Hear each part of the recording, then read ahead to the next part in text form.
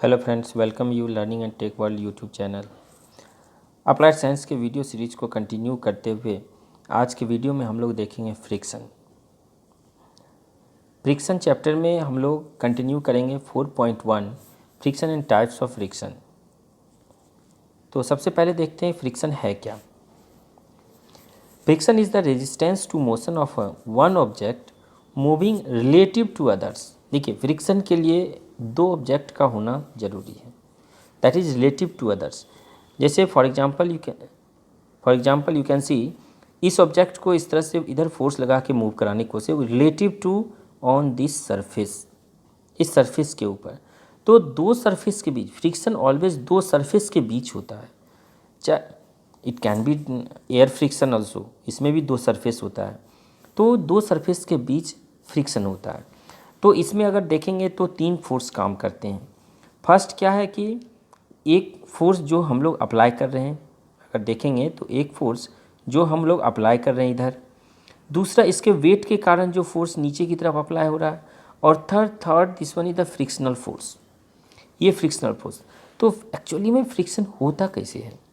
Friction के लिए ये देखिए, हर एक ऑब्जेक्ट रफ, अभी देखिए ग्लास के ऊपर कोई चीज़ स्लाइड करना आसान होता है, बट रफ सरफेस के ऊपर नहीं हो, क्योंकि रफ सरफेस के कारण दोनों सरफेस एक दूसरे से इंटरलॉक हो जाता है। यहाँ पे देखेंगे दोनों सरफेस एक दूसरे से इंटरलॉक हो जा रहा है, जिसके कारण ऑब्जेक्ट एक दूसरे के ऊपर स्लाइड नहीं हो पाता है। यही फ्रिक्शन का मेन कारण है। यहाँ पे अगर आप देखेंगे तो फ्रिक्शन का मेन कारण यही है कि दो सरफेस के ऊपर जो हमको दिख रहा है सरफेस, ये दोनों एक दूसरे से इंटरलॉक हो जाता है, जिसके कारण ऑब्जेक्ट स्लाइड नहीं हो पाता है। नेक्स्ट थिंग्स देखते हैं, ग्लास के ऊपर, अगर ग्लास के ऊपर क्या है, ये इंटरलॉकिंग बहुत कम रहता है, जिसके कारण ईजिली हम लोग इस पर स्लाइड कर सकते हैं। इसलिए ग्लास के ऊपर बहुत ही कम फ्रिक्शन होता है, वेरी लेस।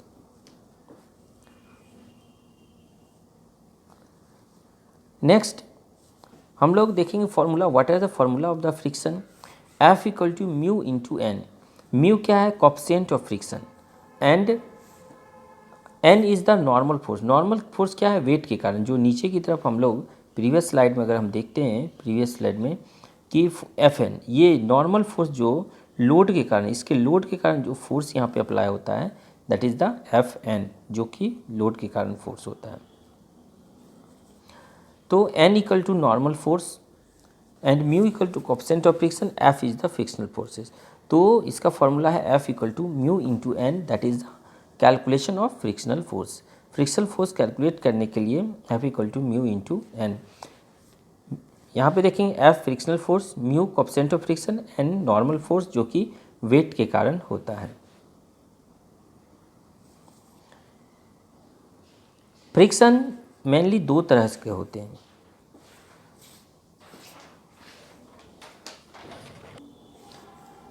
मेनली फ्रिक्शन दो तरह के होते हैं।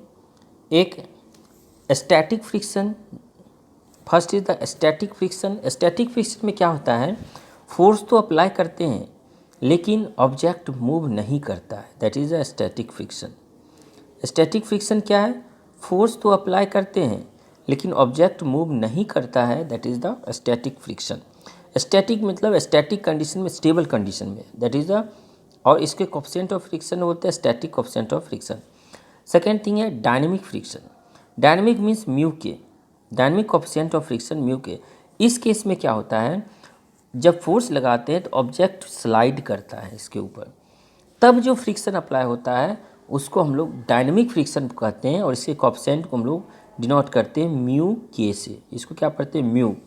और इसको हम लोग क्या करते हैं? म्यू एस से डिनोट करते हैं। स्टैटिक, ये काइनेमेटिक। तो अभी देखेंगे फ्रिक्शन दो तरह के होते हैं मेनली, स्टैटिक और डायनेमिक फ्रिक्शन। स्टैटिक में ऑब्जेक्ट मूव नहीं करता है, ऑब्जेक्ट मूव नहीं करता है, मूव नहीं करता है किसमें? स्टैटिक फ्रिक्शन में। और डायनेमिक फ्रिक्शन में क्या होता है? ऑब्जेक्ट मूव करता है, ऑब्जेक्ट मूव करता है, ऑब्जेक्ट मूव करता है। उसी तरह यहाँ काइनेटिक फ्रिक्शन में हम लोग देखेंगे, इस इम्पोर्टेंट पॉइंट्स हम लोग में देखेंगे कि when the block is stationary, same things, When block is stationary, that is static friction. When block is moving, that is the kinetic friction, that is the mu k. Next है frictional resistance is proportional to the force which press the surface together. Means surface को force, कौन सा force together press करता है, that is force, normal force, इस पे depend करता है. और सेकेंड थिंग्स क्या है, रफनेस ऑफ दिस सरफेस. ये दो चीज़ पे डिपेंड करता है. फ्रिक्शन क्या चीज़ पे डिपेंड करता है, सबसे पहले इसके वेट. जो नॉर्मल फोर्स है that is the due to wait.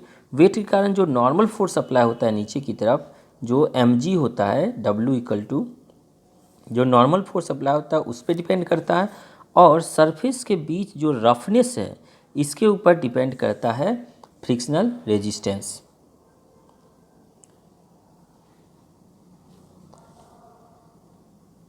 Types of frictional already we have seen. Static और डायनेमिक फ्रिक्शनल होता है मेनली, और काइनेटिक फ्रिक्शन होता है. इसको भी थोड़ा सा सब डिवाइड कर दिया गया. स्टैटिक तो हम लोग देख ही रहे हैं, इसमें भी स्लाइडिंग फ्रिक्शन और रोलिंग फ्रिक्शन कर दिया. दोनों काइनेटिक फ्रिक्शन है. Sliding also kinetic friction and rolling friction also kinetic friction है. ये दोनों types of rolling kinetic friction है. आज की वीडियो में बस इतना ही.